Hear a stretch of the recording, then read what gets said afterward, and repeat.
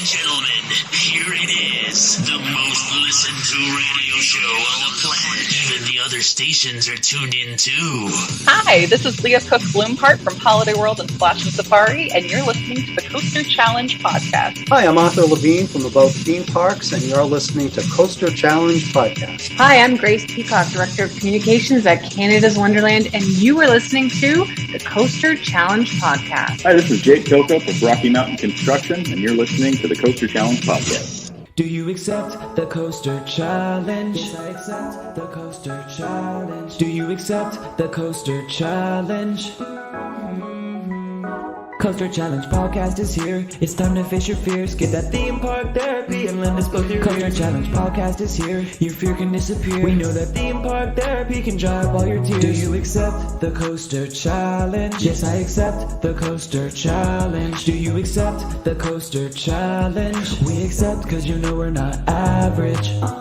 You're listening to the Coaster Challenge podcast. A journey where people become fearful to fearless, all from riding roller coasters. So please secure your hats and glasses and keep your hands and arms inside the podcast. It's time to accept the Coaster Challenge with your host, Andrew Locke. Hi, everyone. This is Andrew, one of the executive producers of the Coaster Challenge podcast here.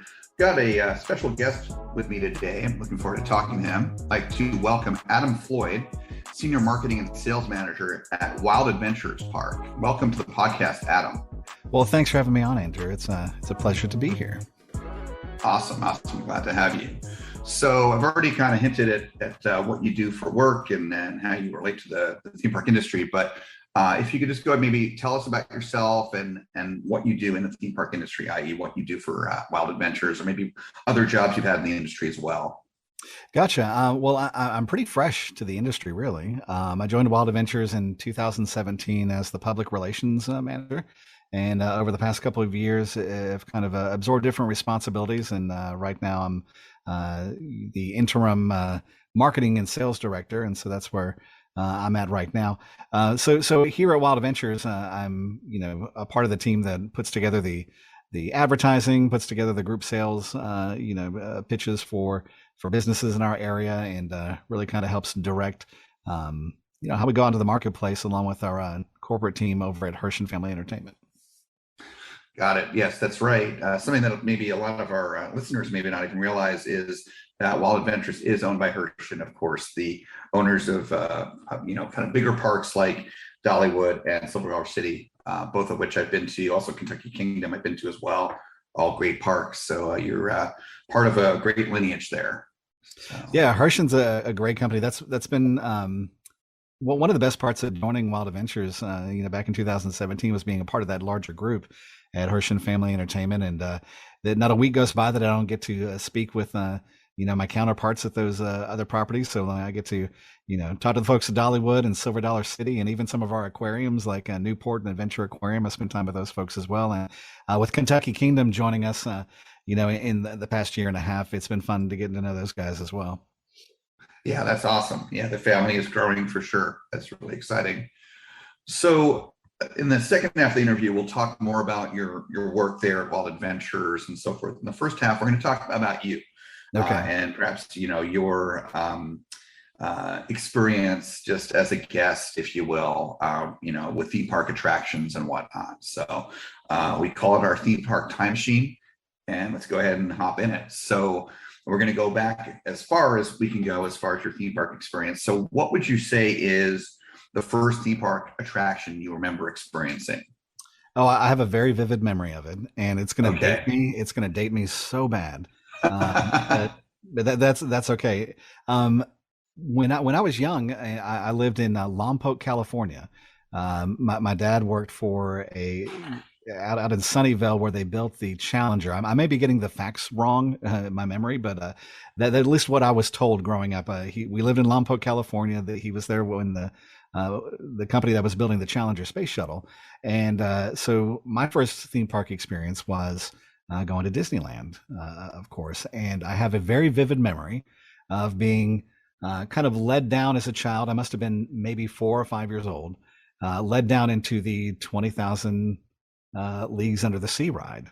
And just kind of like going down and being very scared about it and like not knowing what this is. I just knew it was on the water, and I get down in there, and then my memory kind of blanks out after that. I just remember I rode the ride, and that I was scared about it. And then I like have a memory of climbing back up after the ride. And then after that, the only other thing I remember is Mr. Toad's Wild Ride. So I have those two very distinct Disneyland theme park memories from when I was a kid. Oh, very nice. Very cool. So, yeah, you mentioned Lompoc. Isn't Lompoc not far from Vandenberg Air Force Base? I believe so. Yeah. So he might have worked it close out there. I don't know. All I remembered is the Olympics happened, and I got to watch them carry the torch by on the side of the road when I was a kid, and the Dodgers won the '88 World Series when we were out there. And right. That's one of the few things I remember about living in California. Right. So I'm guessing you're referring to the 1984 Los Angeles Olympics, right? Yes. Yeah. I was there for that, so that was pretty cool.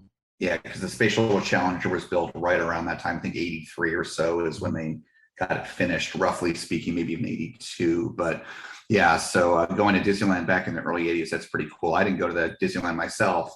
I'm probably about the same age as you, but I certainly was a kid in the 80s, but I didn't get to go to Disneyland until the early 2000s, just because I grew up on the East Coast and didn't move out west until like the mid 90s. But anyways, what's that? Oh, I just saying I got to revisit in 2015 after my wife and I got married. We spent our honeymoon in Anaheim, and it was so weird, like how many other memories like popped in. Like I suddenly remembered the Alice in Wonderland ride, and I remembered going up. That like kind of like that second story they have there on the dark ride. Yeah, it goes upstairs. Yeah, it goes upstairs. Like I kind of remembered that, and like some other like memories kind of flooded back. Which up into that point, my wife is a huge theme park nerd. Like she is huge into theme parks, and I really wasn't. But it was so powerful to see how quickly those memories connected from when I was a child, and like how much they just kind of stayed with me over the years. It was, and this was back in 2015 before I had joined Wild Adventures and joined the industry. So I hadn't really fully internalized how powerful those things can be. Oh yeah, that's awesome. That's a good observation on your part. So when you said you did your honeymoon in Anaheim, was the kind of the main attraction, the main reason to go to Anaheim was to go to Disneyland for your honeymoon? Yeah, I think my wife would be okay if I described her as a Disney adult. That's we got that. So yeah, we definitely went to both parks a couple times, during that week, and we just had a blast. It was the first time I didn't get to ride it when I was a kid. I got to ride the Matterhorn, and that was a whole lot of fun for me. I really enjoyed that ride a lot.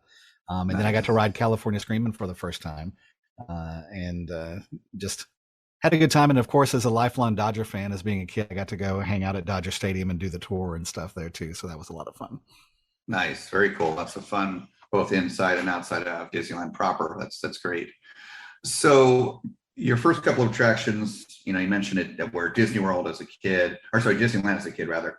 20,000 Leagues, what's now the Finding Nemo subs, and you mentioned Mr. Toad's as well. So both classic attractions that are still there in one way or another, at least at Disneyland. So tell me though, kind of going beyond that, I'm guessing neither of those fit into this category, but what would you say in your entire life up to this point has been the attraction that has intimidated you or scared you the most? This may be a cop-out, but I'm going to say like literally every single one of them. I am a huge scaredy cat, and I was one of those kids that I would freak out every time my parents would want to ride a ride. I would start asking questions. I'd be like, does it go upside down? How fast is this? Like what's going on? And I remember they tricked me. And see, this is another memory that's flooding back. I remember I was tricked twice in California. One where we were getting on the Pirates of the Caribbean, and I asked, is there a drop? They're like, no, you're fine. There's no drops. There's two drops. There's two drops that I scream my head off on as soon as you go in there. Right. And then I think we went to Knott's Berry Farm when I was a kid, and there was the one of the flume rides. Yeah. I was like, is there a drop? Is it going to be fast? And I don't know. You can look at it and tell there is, but I guess my dumb kid brain didn't really process that, and I got in, and then the family lore is that I screamed at the top of my lungs for the entire ride, and and just kind of terrified all the guests. So I'm a huge scaredy cat. Like I never rode any roller coasters growing up. I rode one roller coaster when I was in high school, because I remember I only rode one, and it was to impress a girl. It didn't work because I wasn't like, no one was impressed that I rode the Riddler at Six Flags over Georgia in the late 90s. That wasn't impressive at all. But it was the only one that I rode, and I didn't ride another roller coaster for at least another decade. So huge scaredy cat. So every ride intimidates me. The last time I went to Dollywood, we got on the Eagle Soar, and as soon as I got strapped in, I'm just like, oh, I've made a huge mistake. Why am I doing this?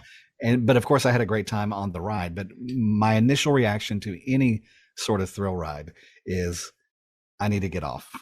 And then I have to just go ahead and experience to realize that I had fun. Got it. I see. So I'm kind of sensing here a couple different ways. One, kind of very directly, like you talked about when you were a kid, asking your parents, all kind of quizzing them about the ride, to go upside down, and drops and things like that. So it sounds like you kind of had this general fear of the unknown, which is very common, and you looked to kind of eliminate that as much as possible by taking the unknown and making it known, at least knowing, okay, it's going to go upside down a couple times, or it's going to have this kind of drop, or that sort of thing. Would you say that's kind of accurate, that you're trying to like figure out what to expect? Oh, absolutely. I feel like I'm pretty self-aware when it comes to that stuff. I'm always looking to see what the threat level is, what's my risk assessment in almost any given moment. So that goes with life and with any rides as well. I want to know what I'm getting into. This weekend, we're going to Orlando, and I've ridden everything in Orlando except the Velocicoaster. And so tonight, before I go, I've got to do a little research to see what I'm getting into. Like, is this like, am I going to black out on this coaster? I know that I've been told it's pretty intense, but like, I have no idea. I haven't watched any POV videos. I haven't done anything. So I'm kind of debating on whether or not to go in cold and face my fears that way, or do what I normally do, is, do my research and figure out what I'm getting into. Well, Adam, I'm happy to be of service. Okay. I live 5 minutes from Universal. Velocicoaster is my number one coaster. It's also the one that I've ridden more than any other coaster in my life. I've ridden over 150 times, even though it only opened last year. It's over 150. So I know the layout pretty much by heart. I can, kind of go through it blindfolded, so to speak, and all that. Like in my head, I feel like you're like the Jamaican bobsled team that like memorized the terms. Yeah, it's kind of like that. It's hard, obviously giving you advice and all that. It's tough to say because each person's different, but it's a very comfortable coaster. It's definitely, to some degree, in certain areas, a little more intense. Have you ridden a launch coaster before?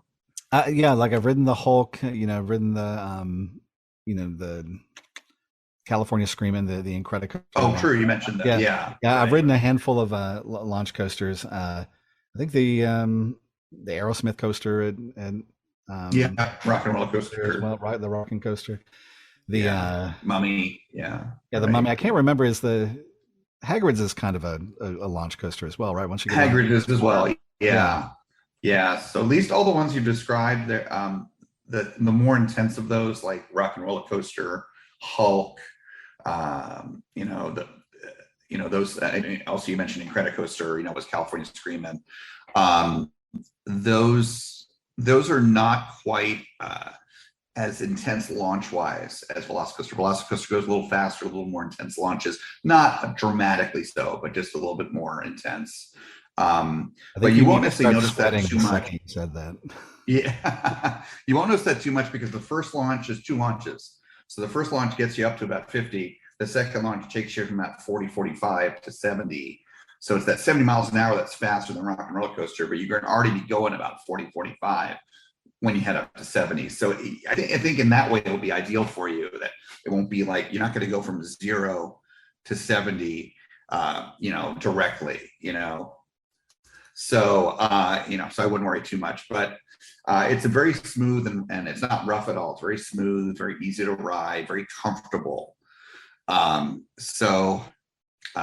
wouldn't worry too much, but so would you say, are there any coasters that you've ridden or any rides that you've ridden where, okay, I get it, you were intimidated up front. I get that now. You said you're scaredy cat. I get that. No problem.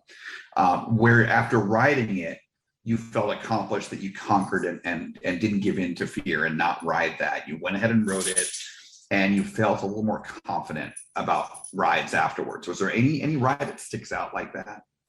Yeah, I think I have two rides that I can speak to on that. I said I didn't ride any roller coasters, like pretty much my entire life. I rode one in high school, like one time, to impress a girl, and that didn't work out. Well, when I met my wife, she, like I said, she's a theme park, nerd, and she loves roller coasters, and so we kind of got to the point, when we were visiting parks, that if we wanted to spend time together, I was going to have to ride these roller coasters with her. And so actually the first roller coaster I had ridden in, over a decade was actually here at Wild Adventures. We had visited here for a date. This was well before I started working here. And we got on the Twisted Typhoon. I had never ridden that coaster before. And it has a pretty significant drop. And, I was kind of freaked out about it the whole time. It's got the twist in the middle, and I knew all that stuff was coming. But afterwards, I felt so much better about it. Like it was not something that was that's the one I could say like that I faced my fears on, and I felt better afterwards. And I think it wasn't maybe a few weeks later that we decided to visit Universal, and then we got on the rip. I'm terrible at remembering coaster names. I remember my coaster names, but I can't remember everybody else's. But the Rip and Rocket, the rock and roll roller coaster at Universal Studios, the red one. Oh yeah, Hollywood Rip Ride Rocket. Yeah, so, Rip Ride Rocket. Yeah. And so that one terrified me. Like I didn't think it was, when you go, when they just put you straight up vertical. That one, I have never had more like mumbling to myself, I've made a huge mistake, just lifting up into the air like that, because it is very intimidating. I think the only thing that kind of helped was having Sabotage by the Beastie Boys playing.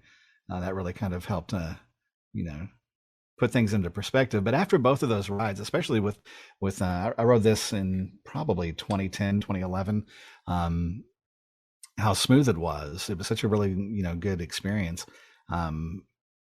Riding those two rides really helped me face my fears. And then I was able to do things like the Mummy, which are objectively scary, if not, intimidating, like some of the other roller coasters are, that I was able to kind of like get over those fears as admittedly a grown man, and move forward with it. Very nice. So you kind of leapfrogged or kind of step-toed into, you did Twisted Typhoon at actually the park you work at. Yeah. And then by feeling good about doing that and, kind of accomplishing that and kind of conquering that fear, you felt comfortable enough to do Rip Ride Rocket at Universal, and then Mummy, whereas Mummy has a big unknown factor because it's all indoors. Yeah. So is that kind of a good assessment of kind of what you went through there? Oh, pretty much. And I went through the Mummy cold, and so I was unaware of the fire room. And, so what did you think about that?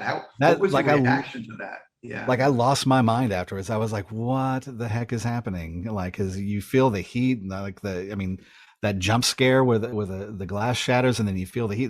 That was not prepared for that in any way, but it just added to the effect, and at the end of it, it just added to like the enjoyment and the fun of it. Like I just had such a good time on it, and I was able to have fun with my wife and have a good time. And then, now we take the kids there and we have a good time with them as well. So it was really a steady but quick progression where the more that I rode the coasters, more that I didn't let them intimidate me while I was doing it, that I was able to kind of relax and enjoy them for what they were, and be surprised by the things. I wouldn't have to look up what they're like. To the point where I rode Hagrid's Cold, and I did not know some of the tricks that are in Hagrid's. I'm assuming everybody, listening to the podcast, watching the podcast, Yeah. they know the tricks in It's Hagrid. It's been 3 years, so Yeah, it's like movies. We're past the point of holding back spoilers. So go Yeah, ahead. so going up, I mean, we wrote it I think the second or third weekend it was open, and so they're still working out the bugs. And so when we went up to the point where you go backwards, and we got stuck there for about 5 minutes, where the misters were just in our face for 5 whole minutes. So that was fun.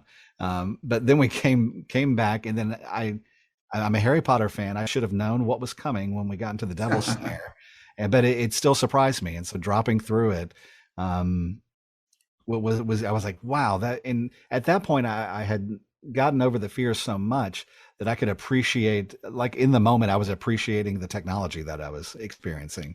I was like, wow, this is a really well designed coaster, and it was a lot of fun, and I wasn't expecting that, and I probably should have, but everything was really nice. So I was able to move into that. Well, I wouldn't call myself a big coaster guy. Like, I can definitely appreciate the skill and the thought that has gone into designing some of these newer coasters.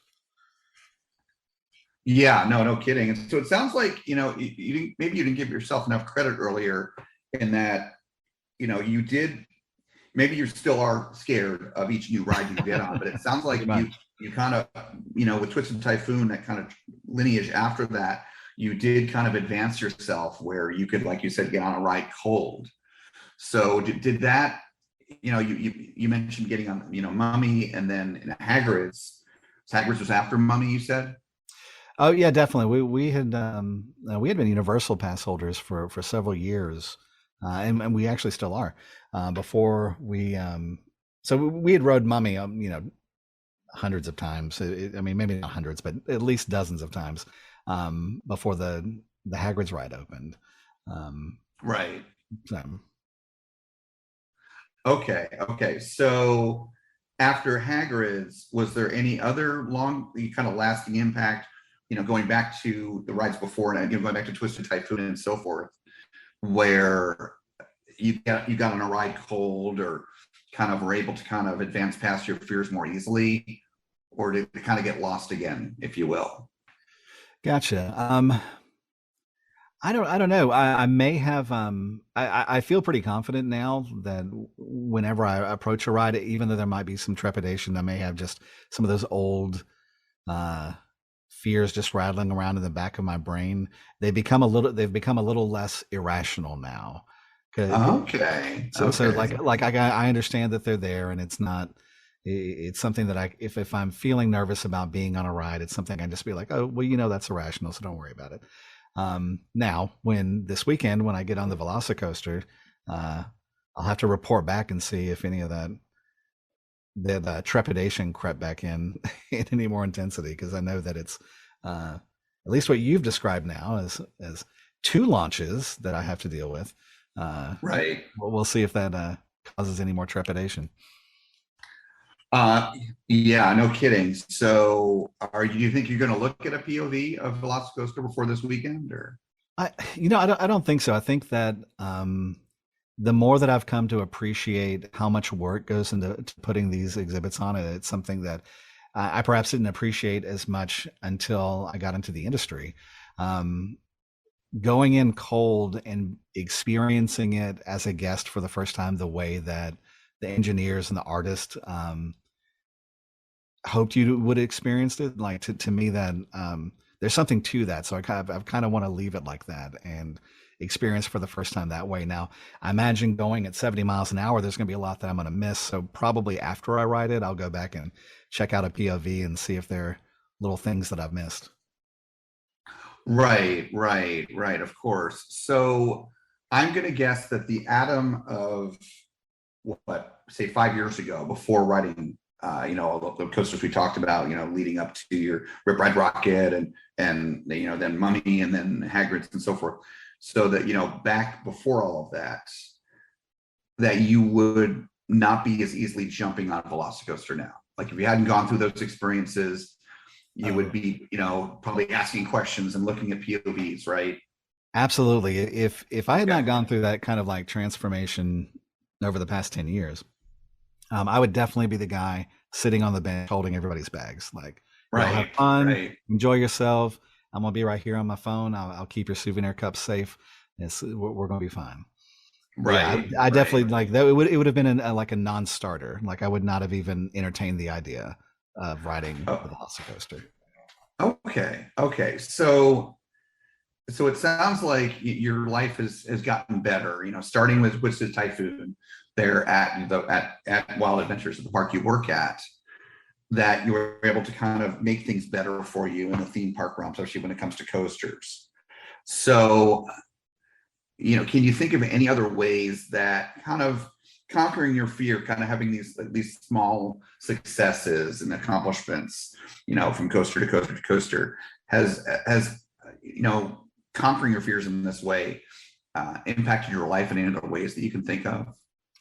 You know, I bet you can probably draw a line, but between those things that are seemingly unconnected, that perhaps be, because over the past 10 years, like I'm in a very different place now than I was 10 years ago. Like 10 years ago, I was a high school English teacher that did I did radio gigs on the side. I was also a radio DJ for a long time.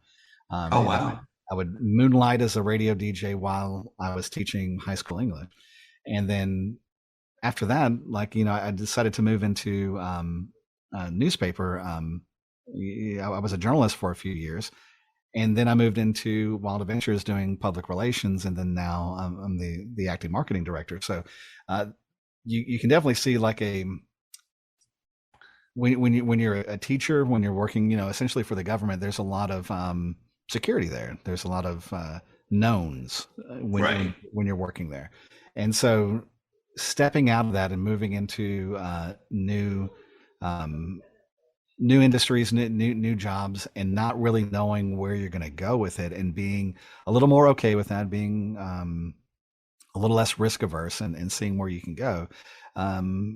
That's definitely where I've moved over the past 10 years. And so you could draw those connections between, you know, riding, because I'm riding more and more roller coasters over the past decade while these other things in my life are happening. So they're kind of happening concurrently. Don't know which one's the chicken or the egg in that situation, but they're definitely happening at the same time. Right. No, that's very good deduction on your part, and not surprising at all, given my own personal experiences, as well as the connections that I have with various coaster enthusiast friends, as well as all the interviews I've done on this podcast, some of which has been with some friends of mine that I've talked to, and, you know, to be on the podcast, and also people I've never met before, like yourself. And with all of these conversations, all these people I've talked to, it's always the same trend, and it's what's made me kind of talk about fear as in the same way as a muscle, where, you know, if you work out at the gym or even at home, or, you know, wherever it may be, and do strength exercises or lift weights, you're going to make your muscles stronger. Fear, of course, is a product of the mind, and it's you know, part of your thinking and how your mind works. And if you work on facing fear like a muscle, if you exercise in that way, you get better at facing it in the future and other things. Not necessarily that same thing you already faced all over again. It's just fear in general. And that's a great thing, because if you look at the human condition, the negative things that can happen in life, you know, the things that we are in control of, okay, because obviously you can walk across the street and get hit by a bus. You know, you can't really control that, you know, other than looking more carefully or not avoiding crossing streets and things like that. But in terms of the things that you can control, you know, your thinking and positive thinking versus negative thinking, that's the biggest one right there, being a positive person. Well, one of the easiest ways to not be positive, or to get caught being in negativity, being negative, is fear, anxiety, those kind of negative things, and they lead to other negative things as well, and negative habits. So thankfully for us humans and how biology works, by facing fear, it sure seems like we get better at facing it in the future. So granted, I get it that you're not a coaster enthusiast. When you and I talked before scheduling this interview, you said, well, I'm not really a coaster person. I said, that's fine. You know, with coaster enthusiasts, yeah, we're facing fear in big ways, and we see this result where we're just fearless in general. But it's really encouraging to see with someone like yourself, who identifies as a security cat, that you've had these successes that I kind of helped pull out of here in this conversation, and you've seen a difference as a result of that. You've been able to take some risks with your career and feel better about it than you would have beforehand. So if anything, Adam, take this and maybe what you've maybe learned a little bit about yourself today as a advice that, hey, okay, if I face fear in small ways, it seems like it can help me. And yeah, maybe I won't look at that POV before getting a Velocicoaster. And in that way, I can appreciate what the Universal Creative and the designers, Intamin, who designed the coaster, what they had in mind, and get the full experience, that full first experience, that first time. And by the way, I can relate to that, because as much of a coaster fan as I am, I don't watch POVs before I get on a coaster. Mm-hmm. I've done it in the past, and I've realized it ruins the first experience, which is that magical first time, the unknown, in a good way. Yeah. So, so I'm glad to see that, because Velocicoaster is incredible, the theming of it. And again, I'm not going to give away things here like we talked about with Hagrid's. So you can enjoy that first ride. So I'm glad that you've advanced yourself to the point where you can have that kind of blank first ride, non-spoiled first ride. So, and it's great to see it's helped you in other areas as well, like you said, with changing your career. So give yourself more credit than I think maybe you've been giving yourself. I guess is the one of the rules of one of the things we learned here. But would you say that? I mean, probably an easy one is, well, it's your current job. But would you say that theme parks have had any other significant impact on your life? Now, this goes beyond fear, and facing fear, just theme parks in general. Yeah, absolutely. When I know it's all kind of like personal family stuff, I guess, but sure. My wife and I, when we were dating, we spent a lot of time, before I worked at Wild Adventures, we spent a lot of time visiting here. We spent a lot of time in Orlando. I actually have a tattoo right here that is the symbol of the land from Epcot. Because we spent so much time at Epcot that ended up being kind of one of our favorite parks to visit in Orlando, because you can just walk around, talk, have a good time, and we both enjoy riding Living with the Land, which is probably if you had to find the exact opposite of a roller coaster, it would be living with the land. So that's the ride. As a kid, I'd be like, sign me up for that one. I'm fine with a boat ride past plants. So we kind of like courted, and our relationship kind of grew over taking those trips. And now, but like over the years too, we've brought my kids through. They've kind of grown up here at Wild Adventures and in Orlando as well. They visited Universal Studios and Wild Adventures so much that if we go visit for the weekend and if we have to wait more than 30 minutes for a ride, we're just like, no, thank you. We can just get really hoity-toity about it, and we'll just move on to the next thing, because they've gotten to ride it so much. And what I've seen in them, my children, is that they don't have the same kind of fears that I had when I was their age, because I gave them those opportunities to kind of face them repeatedly. And right. at first, there would be some trepidation and fear, but like my littlest one, my daughter, she was kind of the natural scaredy cat in the family, and she faced them immediately. Like, she was very scared. I'm trying to remember what her first roller coaster was. It was a Universal, but I don't remember which one it was. It was probably the Woody Woodpecker roller coaster, which we actually have that coaster here at Wild Adventures as well, the Outpost Express. But I kind of remember we went down for a New Year's Eve event, and we were watching the fireworks at New Year's Eve, and everybody was just enjoying it. And then they were getting ready to leave, and she kind of like tugged on my shoulder and was like, hey, can we go ride the Woody Woodpecker ride? And she hadn't ridden it yet, and she had not wanted to ride any roller coasters. And so one of the things I learned about Universal on New Year's Eve is that when the fireworks start going off, if you want to go get a bunch of rides in, make your way, because no one's waiting in line to ride those rides. So we went over to the Woody Woodpecker ride, and she rode it like 4 times in a row, and she just had the best time. And now she has ridden any roller coaster that any park we go to, any roller coaster that's there, she rides them. She's done the Sky Coaster here at Wild Adventures several times, which I have never done, because that's one of the things I still have not brought myself to ride the Sky Coaster, because it seems I don't know, intense. It is still intimidating to me, that particular ride. But she did it stone cold. Like, she just went up there, they counted it down. She didn't even crack a smile. She just stared off into the middle distance, which made me think that maybe, I don't know, she started off like she was a murderer, like a serial killer, just like flying through the air, just stone faced. It was weird, but she had no fear about it. Like, she just was able to approach it without any trepidation at all. Wow, that's impressive. Yeah, I've noticed. I mean, I don't have kids myself, but I've got friends who have kids and grandkids, and cousins, and nephews and nieces and things like that. And it seems like in this day and age, and maybe it's being able to watch POVs, maybe it's just because theme parks have become more and more popular over time.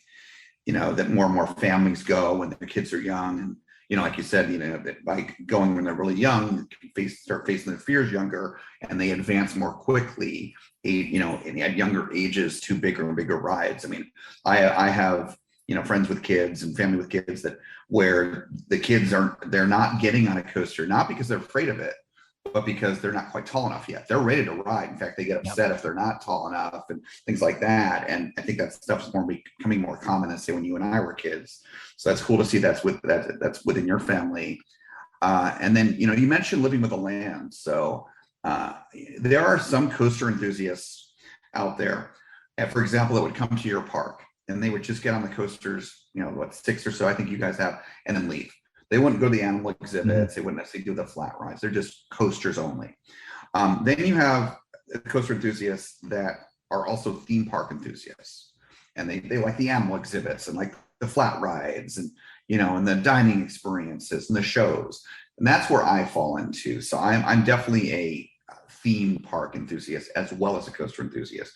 And in fact, I prefer theme park experiences, highly themed experiences, over just going to like a Six Flags, just a thrill park where there's very little theming. And I prefer the quality, and my favorite is where they combine together, which is Universal Orlando is a perfect example of that, where it's highly themed, as good as Disney, in certain ways even better. Like you look at Diagon Alley, for example, but they have high thrill coasters. I mean, things like the Hulk and Velocicoaster, and that's like the perfect storm for me. But all that said, I like the slower rides, the dark rides. At Disney, Living with the Land's a great ride. I love that ride. I've gone it many times. One thing I'll ask you, again, being a fan of that ride, have you been on that ride in the past few years during the holidays, like November, December? I feel like I must have. I don't know if I remember it. I know I've done the Behind the Seeds tour twice. Oh yeah. But I can't quite remember if I've done the holidays or not. Okay, well, maybe check with your wife after the interview. Okay. Yeah, I'm sure she'll remember. Yeah, I'm sure she'll remember. But if you haven't, make sure you do it, because Disney World, unlike Disneyland, Disney World doesn't necessarily go crazy with the holidays with decorations like Disneyland does. And they don't do the overlays like Nightmare Before Christmas and Haunted Mansion. And the reason for that, I'm understanding, is because of all the international guests. They try to be more appealing. But they do holiday touches in certain places.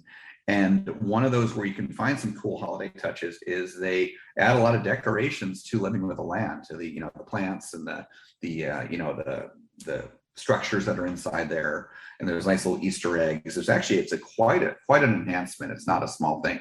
So if you haven't seen it and you're there for the holidays, I recommend checking it out as a fan of that ride. So, well, I think now that I'm going to tell her, we're probably going to end up going there. We usually, if we go in around Christmas, we're hitting up Magic Kingdom. So right. Now we'll just have to add. Epcot's worth doing too. Yeah, Epcot's worth doing too. The Festival of the Holidays is great as well, and that the festival that time of year and whatnot. But for sure. So, all right, well, very good. Well, I want to kind of talk through a few other questions with you, kind of a little bit different, but still kind of that theme park time machine, and then we'll talk about your work there at Wild Adventures. So, I know you're a scaredy cat, so you might have some interesting answers for this next question. Okay. So, what has been your craziest moment you've ever had on a ride? Let's see. This one, I think it's going to feel like a dig, but it really isn't, and maybe it's not that crazy because I haven't had the sample size of ride experiences that probably others have had to have like a crazy experience. But we went when my son was, I think he would have been 7. This was 2010. We went to the opening. I think it was the 2 weekends after the opening of the Wizarding World, and so the Forbidden Journey. We waited 6 hours to just get back there, and then we had to wait another 2. We made a mistake.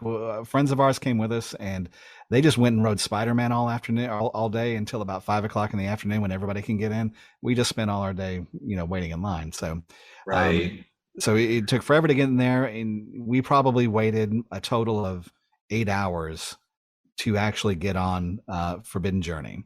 Wow. Yeah, it was, and he was 7 at the time, so like he's not, the most patient person in the world. Right. So and he was getting into Harry Potter around that time, so he knew everything about the characters and particularly the Dementors, and like he knew what Dementors were and what they do. And so on, and I hope I'm getting the name right, the Forbidden Journey, but we know. Yes, that is the right. Okay, yeah, gotcha. Yeah. So we're in it and we're riding it, and this is the 2nd or 3rd week of the ride, so they're still working out some kinks in this thing, and we get stuck right at the part where the Dementor is in your face and sucking out your soul.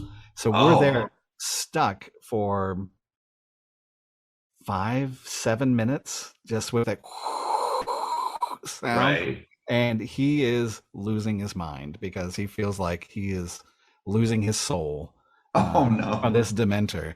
And then he's only ridden a handful of times since. He's almost 20 now, and that's kind of one of the craziest ones because I have such a small sample size, but that's one that I still remember to this day, that we just got stuck there, and a Dementor tried to take our souls forever. I had no Patronus, no nothing to save us, but that was pretty nice. That's a pretty good story for that question.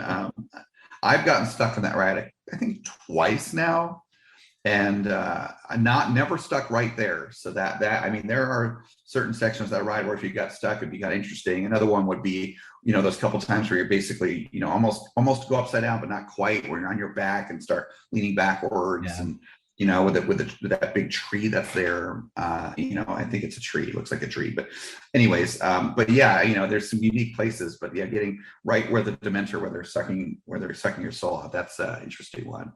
So wow. Okay, that's a good story. So tell me what your favorite theme park attraction is. Ooh, that's a tough one. And I feel like I should have been better prepared for that.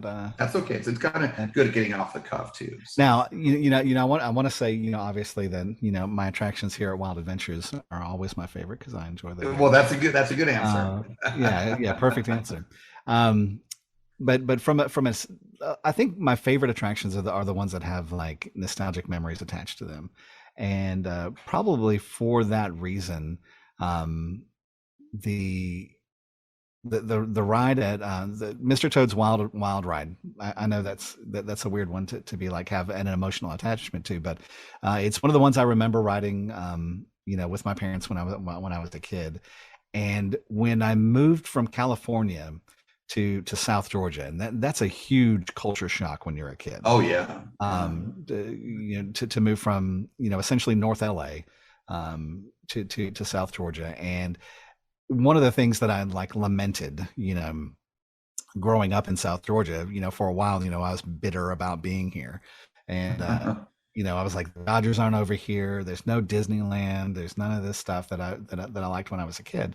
And for some reason, I kind of attached myself to Mr. Toad's Wild Ride as like, even if we go to Disney World, they don't even have that here. Right. And so Right. like I can't ride Mr. Toad's Wild Ride. So I just always had that kind of emotional attachment to that. I think I even had like some Mr. Toad like souvenir things and when I was a kid, and I would just have that stuff in my room. And so in 2015, when my wife and I got married, we went to Anaheim. I got to go to that ride again for the first time since I was a kid, and Wow. like walking into it and not really remembering what it was like, to begin with, and just having that experience all over again.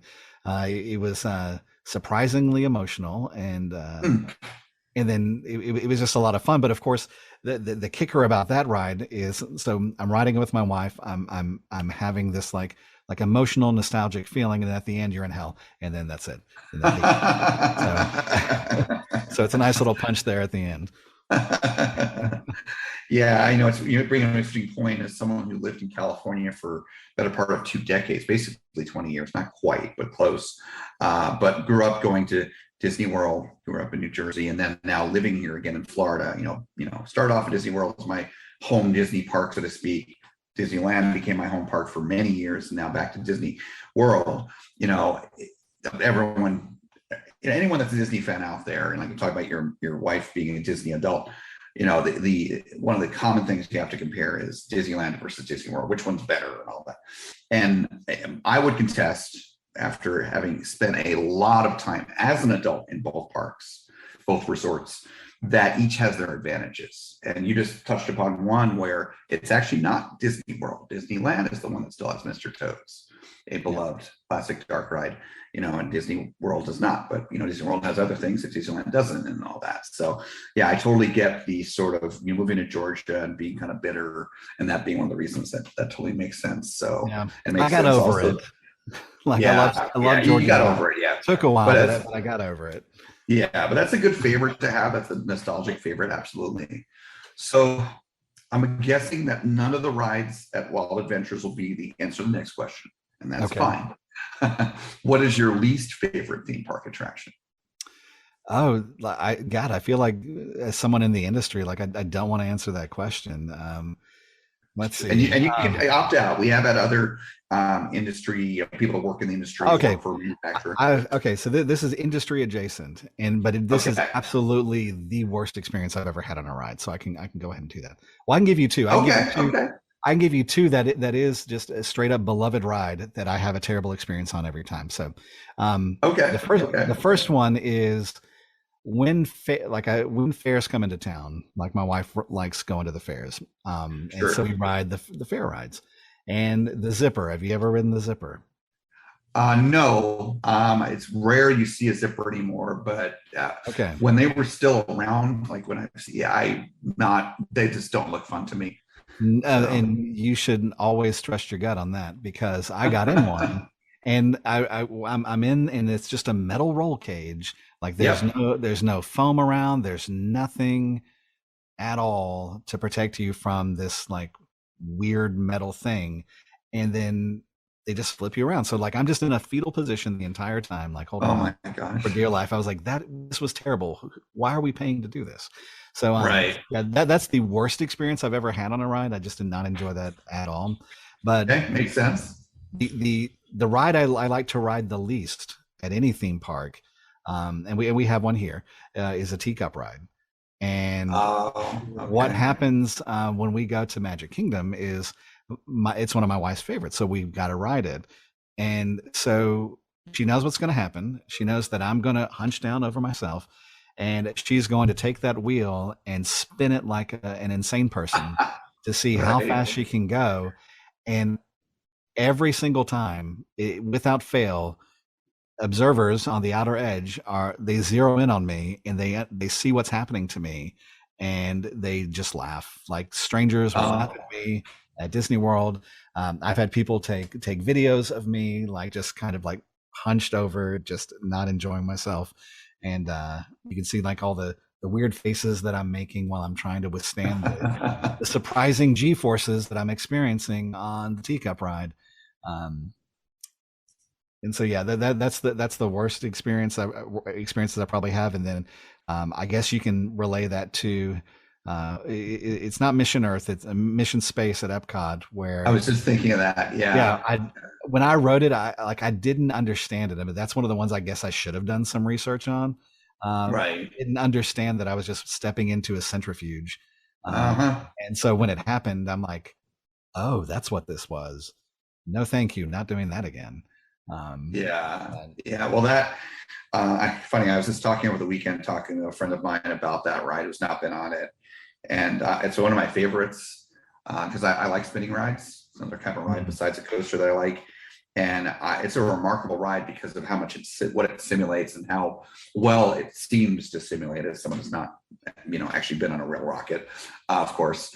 But it's also remarkable because it's so intense. I mean, it is the most intense ride Disney ever built. And it's surprising, given the market that Disney goes after and typically the kind of rides that they have, that they would build a ride like that. Like Disney of today, would never build a ride like that.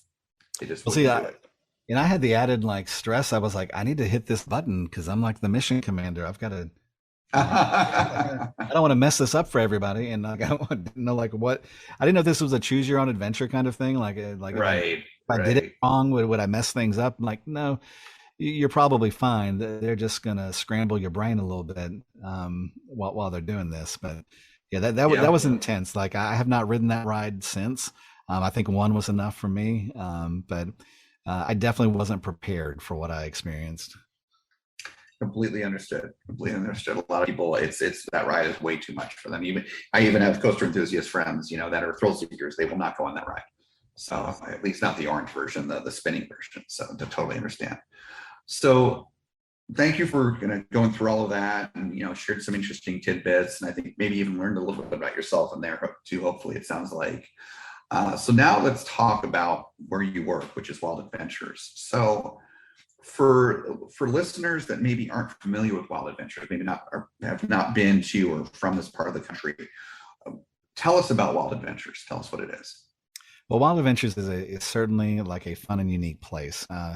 One of the things that makes it special, apart from other regional parks our size, is its history. Like Wild Adventures started as a petting zoo. It really was just a farm out in the middle of a swampland. And around 1994, the founder, Kent Bisher,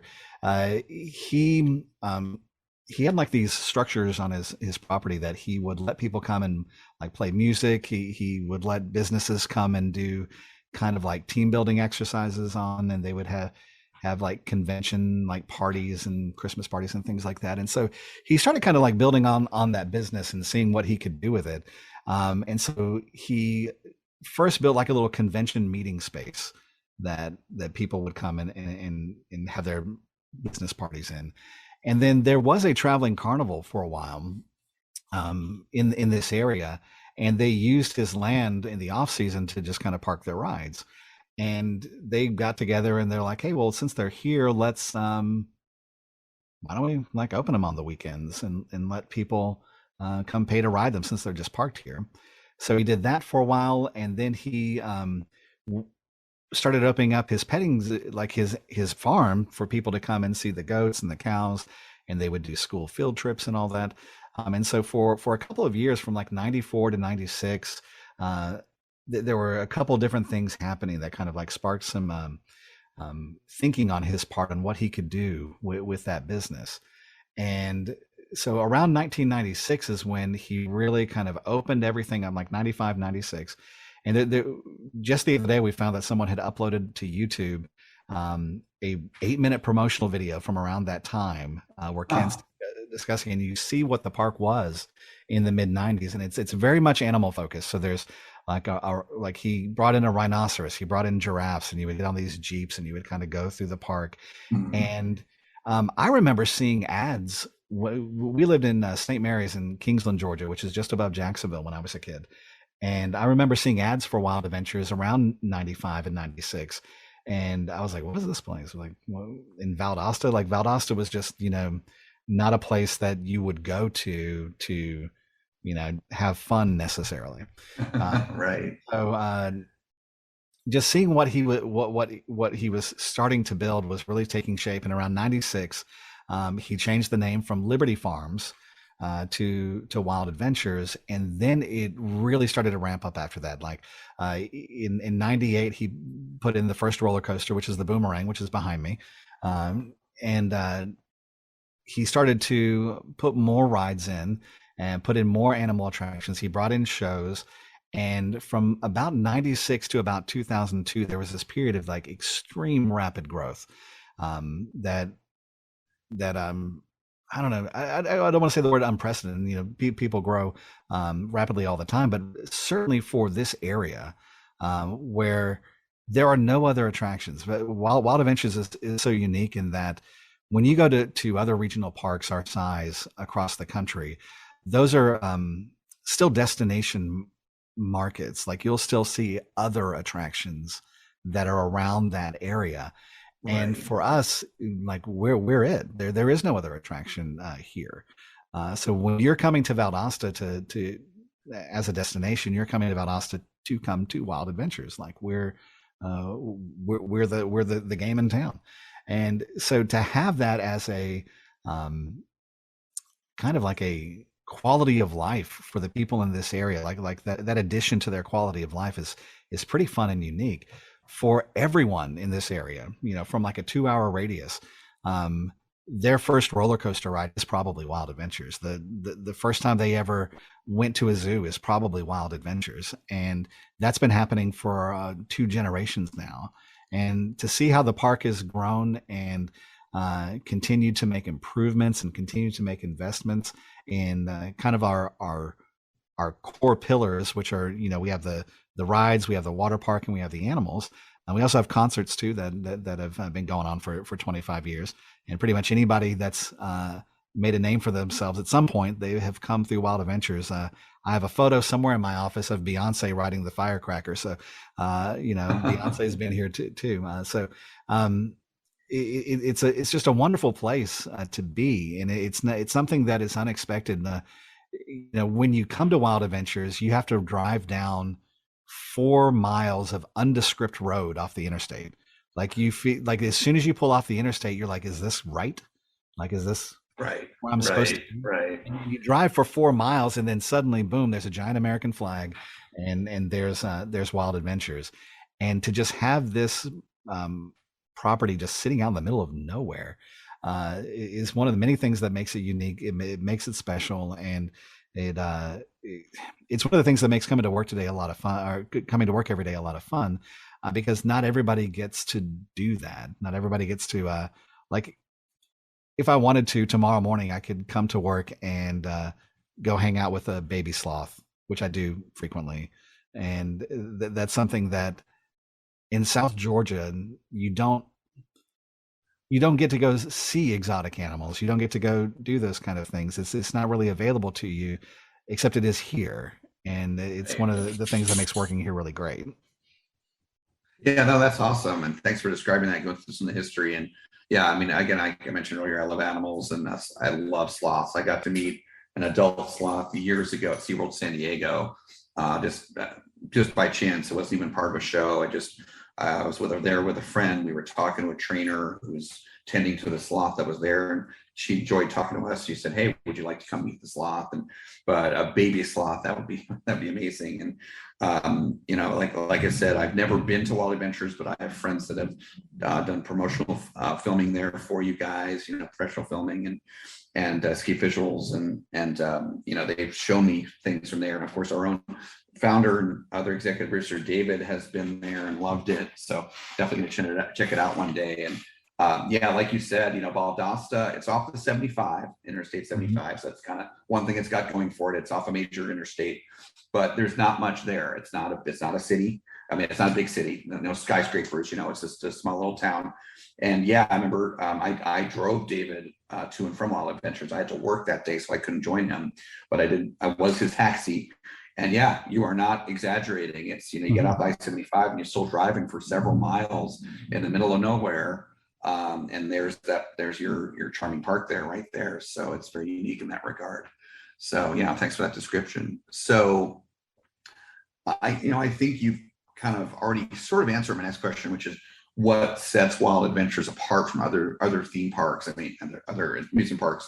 was there anything else you would add in response to a question like that, or is that pretty much? Well, I think one of the things that for me, when I think about what is different about Wild Adventures from going to the other parks that I enjoy going to, because if I go to Universal or if I go to Disney, I know what kind of experience I'm getting, and I know I enjoy that experience. But when I go to Wild Adventures, I know I enjoy that experience too. But it is different. Like so what makes that what makes it different? And for us, a lot of it has to do with our team members and the relationships they build with their guests. So when you're at Disney World, you're talking about people are coming from all over the world, and you're talking millions of people who are filtering in and out of there every year. There's very little time, even for people who live in Orlando, for the team members at some of the bigger parks in the bigger cities to make connections with their guests repeatedly over time.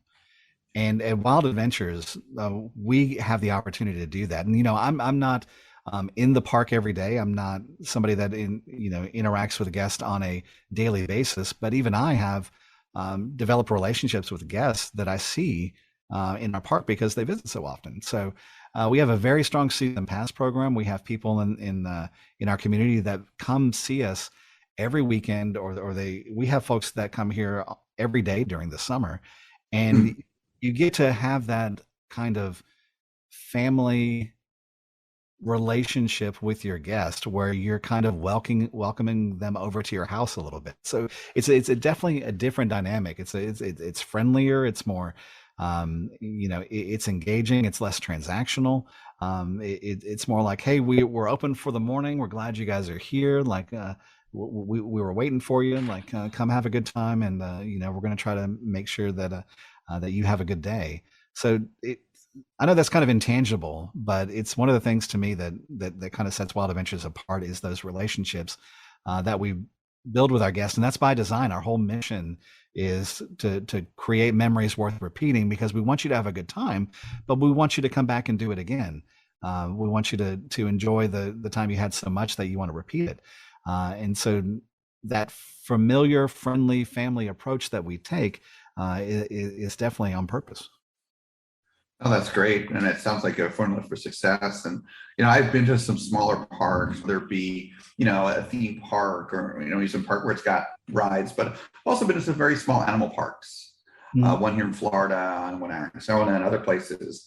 And I know what you're talking about because I've had similar experiences at places like that, where it is more personal, where the shows, instead of being hundreds or even over 1,000 people, let's say at SeaWorld, which has great shows, whereas at a park like yours, at a size, it might be a few dozen people, and you get to, interact with the trainers and talk to them and before and after the show, during the show, and, and just have more face time with the employees of the park that work with the animals and work there in general. So I know exactly what you're talking about. And it's a great experience. It's very different from going to a Universal or Disney or SeaWorld. So I get it.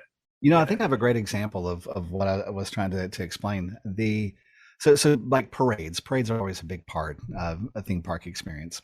I love going to parades in Orlando and the other parks. Our parades here at Wild Adventure are a little different, and I think they speak to the mission that we have. So our parades, and we'll have one this Friday night, we don't really have floats. We have performers that play. We have like a drum line that goes through. We have people with like glow sticks, but we invite kids and their families to be part of the parade. We give them like different things that they can hold and be a part of, noisemakers and things like that. There's little carts that you can get in and you can push around.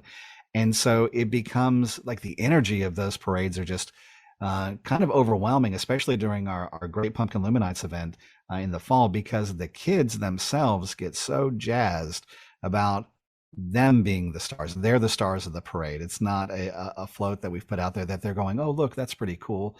They're in the parade, and other people are looking at them saying, oh, that's pretty cool. And so that's a unique experience that they'll take with them and they'll remember for a while. And I think it is a great example of what sets us apart, where from other park experiences, because it's really the guests that we're focusing on and the memories we want to create for them. Now that's fantastic. I never thought about a parade at a park before, being one where it can be interactive like that. That's a great product of, or great example of where you guys kind of have that more immersive, more personal experience, because things are at a smaller scale. I mean, obviously, if a Disney were to do that, it would just wouldn't work. You'd have to sign up. Maybe it could work. You have to sign up in advance. You have to pick certain people, and it's not like where it can be people can just volunteer and just ad hoc like they do at your park. That's really fantastic. I like that. That's awesome. So, for you in your role, and you're in both, sales and marketing, what is a typical day like for you at Wild Adventures? I like, strangely, I've gotten asked that question a lot, and I always have terrible answers for them. Because usually when I go home at night, my wife or my kids will ask me like, "What'd you do today?" And I'm like, "I did a lot today, and I don't know if I can explain any of it, or remember what I did." My role here at Wild Adventures is kind of interesting because it is very different every single day. There's constantly different things that you have to do. So like normally a day, like if I come in on Monday, I'm checking my emails, I'm going over advertising budgets, going over campaigns that we're working on, reviewing things with our social media coordinator, looking at sales to see how things are going. But then I'll have a day like today where I didn't do any of that stuff.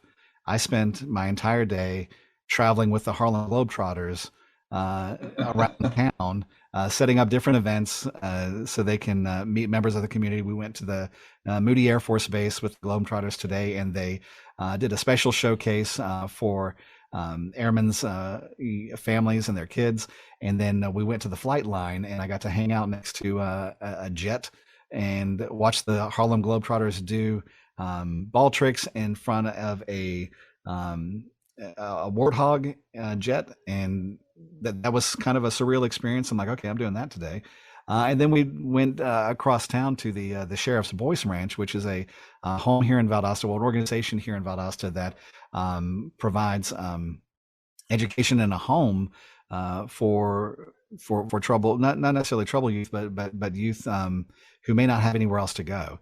And so the Harlem Globetrotters went there and spent some time with them, and signed autographs and did a showcase. And that's the other side of the job, where I got to spend an entire day making other people's days better, and I got to hang out with the Globetrotters, which is pretty cool. So every day is wildly different. Tomorrow, I may end up taking media out to go meet our rhinoceros, and I'll get to pet a rhinoceros tomorrow afternoon. But then the next day it may be back-to-back meetings for 7 hours. So it varies wildly from day to day. Wow, that's pretty impressive. That sounds like some fun things you mentioned earlier, on top of what you just mentioned, that you can interact with a baby sloth and the other animals there, and that sounds really fun to me. So it sounds like you get to do some fun and interesting things as part of your role, that's pretty cool. So I expect we're getting close to our fall events, so I expect that I'll get to taste test a lot of new foods. So I'll get to enjoy that. And then every now and then our maintenance department will come by and be like, "All right, it's time to do ride tests today. Anybody want to hop on a ride?" We're like, "Okay, I guess I'm going to drop this Zoom call I'm doing and go ride a couple roller coasters for a little bit and make sure we're all good there." So yeah, every day is just it can be very strange and weird, but it's a lot of fun. That's great. I love it. I love all that. So speaking of positive things, what would you say? We talked about your favorite attraction in general earlier, but what would you say is your favorite attraction at Wild Adventures? Favorite attraction at Wild Adventures, the one that I spend the most time on is Swamp Thing. That is a roller coaster. I know it has a name. I know it's an off-the-shelf ride that we've themed off, but I can't remember the name of it. Right. But I think the reason I like it so much is because when I ride it, it's a family coaster. It is every kid in this area. It is their very first roller coaster, their very first big boy roller coaster, or big kid roller coaster is what I would call that. Right. So when you ride it, you're riding it with other like kids that are like 6 to 8 years old, and they are having the time of their lives. They're having like the best time they've ever had. And the Swamp Thing, on its first big descent, it goes right over our alligator exhibit, or one of our alligator exhibits that has a 12-foot long alligator in it, and you can see the alligator as you're descending. So it looks like you're about to crash right into the alligator exhibit on. So it's got that fun little twist in there, but to just have, and it's just a smooth, fun ride. And now that I'm getting older, the more intense roller coasters I ride, the more headaches I get afterwards. So that's the ones that I know I can safely walk away from. But just the energy on that ride is always really cool. So I like to go and spend time there. That's very cool. Yeah, that you mentioned Swamp Thing. Swamp Thing is a Vekoma suspended family coaster. So it's basically, you mentioned Boomerang earlier, which is in your background. Boomerang's a Vekoma coaster, but that's got inversions. That's definitely more of an adult coaster and for kids that are brave, versus Swamp Thing is a suspended family coaster. Doesn't have any inversions, and it's again, like you said, it's a great big boy coaster, kind of getting to going from a wacky worm or a dragon coaster, dragon wagons they call them. So really kids coaster. It's the next step up to more adult like coasters. So I get why you described it that way and like it that way. That's pretty cool that it goes over the water and down by the gators. That's got to be fun for the kids, as you described. That's awesome. You can always hear them saying like, "Oh, I see the gator," or they point to it and like, "Oh, there's the gator." Or you hear kids that are brought their friends with them to the park that haven't been before, and they're like, "Oh, you got to wait till you see the gator." Like there's always just a really fun energy around it. Got it. Yeah, that sounds fun. That's fun. So here we are in the summer here. Can you share any information about any upcoming changes, new attractions that might be coming to Wild Adventures? Something, the next big thing. You have any hints for us or anything you can talk about? Well, gotcha. Like I can give you hints, but that's about it. One of the things, we like hints. Gotcha. One of the things that's been interesting here over the last couple of years is like 2019 was Wild Adventures' best year ever. In the history of our park, 2019 was the best year we ever had. And so going into 2020, we had very big plans of what was going to happen next. And then so those very big plans did not come to fruition thanks to 2020. So we had to step back and punt, and we're kind of moving back into that direction now of what we want to do. And so we have a 10-year plan lined up.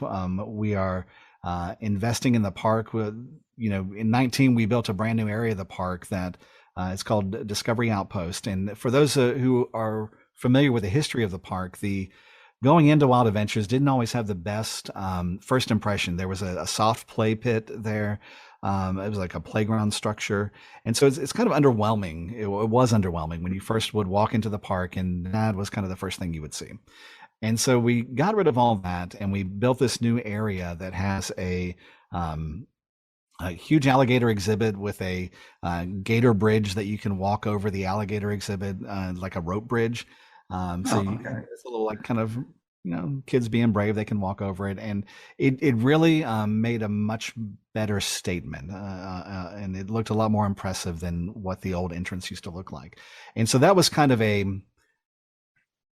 not really a test, but more of a, hey guys, this is where we're going. Like we are investing in this park. We're we've been here for 25 years, and we're going to continue to grow and make additions and changes to this park. And so we did that in last year when we celebrated our 25th anniversary. We added a new section to the park called Liberty Farms, which was an expansion of our petting zoo, and it was also a nod to our beginnings. So now you can go to Liberty Farms Petting Zoo. This year we added a new restaurant called Brews and Bites. So now we sell locally brewed beer here at Wild Adventures, which is not something we've done before. And so every year we've made changes, but this year we are getting ready to announce an overhaul of one of our areas that will really start to kick off kind of a domino effect of changes that will really reshape Wild Adventures over the next 5 to 6 years. And so while I can't really talk too much about what those things are, to say that I'm excited about them is a bit of an understatement, because I've lived here in Valdosta since 2002. So I was here with Wild Adventures when it was really hitting that growth point. And then, so I've always been a fan. Like my kids have grown up attending this park, and all their first rides and roller coasters were at this park. But now to be part of the team, and to be part of the team that's helping usher it into a new era is super exciting. And the plans that I'm privy to, and the things that I've seen, and the discussions that I've been a part of are something I'm definitely looking forward to. So yeah, can't give you too many details, but all I can say is that we're going to make an announcement later on this year about some new additions, and those announcements will continue to roll out next year. That's great. That's exciting. And I'm not surprised, because as someone that obviously, podcast here and just being an enthusiast of theme parks and coasters in general, I follow the parks and what they're doing, and follow trends and notice trends. And I love Cedar Fair, for example. Just was spent this past weekend, holiday weekend, at Kings Island the whole weekend. I had a great time. I've been there multiple times before. But one thing about Kings Island, one thing about Cedar Fair in general, is they've kind of slowed down their event. And this started even before the 2020 and the pandemic. This started before that. Now that things may change now that they're selling California's Great America, and actually already sold it and getting over $300 million from that. Maybe they'll start to invest again. But they're an example of a chain that's not been investing so much. But on the flip side, Herschend, they have been investing in their parks. They've got projects that, if I was talking to your counterparts at Dollywood or Silver City, they wouldn't be able to say anything, but it's obvious things are happening. There's building and land clearing stuff going on, and that's all we can talk about at this point, and that's exciting. And I know Kentucky Kingdom, not necessarily getting anything new that it's apparent, but I know there's been a lot of beautification of that park and so forth, and it's less of a concrete jungle as it was prior to the acquisition by Herschend. So there's definitely investment at other parks as well in the chain as well. So I'm not surprised that they're investing in Wild Adventures, and that's exciting. We're curious to see as my home Herschend park. You guys are certainly the closest of all the Herschend parks. I'm curious. You guys are only 3 hours away. Curious to see what happens. That's exciting. So thanks for sharing. Now, you mentioned earlier that you have your great pumpkin lumen lights for the fall, and I recognize that term, that name from Dollywood. So is that something that's new to Wild Adventures recently, or is that something you've been doing for a while now? Well, it was something that the plan was to debut it back in 2020. And then we didn't get to end up doing that. But we debuted it last year. And it's kind of interesting, because we had a scare event here at Wild Adventures that for years, as long as Wild Adventures has been here, there has been some sort of scare event. And in 2020, we had to retire Terror in the Wild due to like COVID rules and social distancing. We weren't quite sure I know some other parks were able to make it happen. We didn't really feel confident that we would be able to meet those requirements with that event. So we had to like pull it off our calendar. We replaced it on a lark. We knew we needed to have some sort of festival that year. And so people were throwing out ideas like, how about we do like a pumpkin harvest festival, do something about fall. And then I said jokingly, like, oh, why don't we just have a pumpkin spice festival? And then that's what ended up happening. So we ended up doing a pumpkin spice festival as a food festival. We've never done a food festival here at the park before. And it ended up being incredibly successful at a time where other parks our size were struggling to get attendance. We were doing very well in comparison. And that was something that was surprising even to us. And so in 2021, last year, we we brought that Pumpkin Spice Festival with us, but as more of a secondary to the Great Pumpkin Luminites, which is a Hershend event.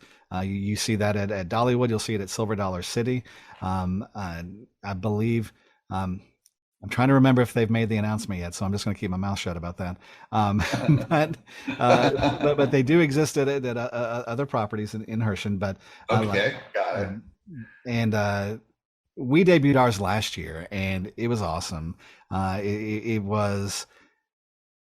We've got these giant pumpkin sculptures that are put up throughout the park, and we've got these new lights that are really illuminating the park. And what it felt like to me, being here at Wild Adventures since 2017, it was the best our park has ever looked, and it was so nice to see. It was so awesome to be here at night and to just see everybody having a good time, and to see what the park can look like at its best. And so we're doing that again this year. We've got some expansions to it that we're adding, and that's our plan. Moving forward with Great Pumpkin Luminites is to continue expanding that every year until eventually those displays and installations kind of take over the whole park. So you'll spend your entire day at Wild Adventures just kind of enjoying that Luminites experience while you're enjoying some nice pumpkin spice treats. So that'll kick off in September 23rd. That's fantastic. And as someone who's not been to that, but has been to that celebration equivalent at Dollywood, my first visit ever to Dollywood was in late September of last year. And I was, I'm a big fan of haunts, by the way. I probably would have loved your scare attraction, but never got to experience that. But granted, Dollywood doesn't do that, but I still like the lighter side, the family side. This is beautiful. Like you said, the pumpkins and the lighting. So maybe I can check that out. One of these fall, maybe this fall or coming up here at your park. That sounds lovely. So last couple of questions here.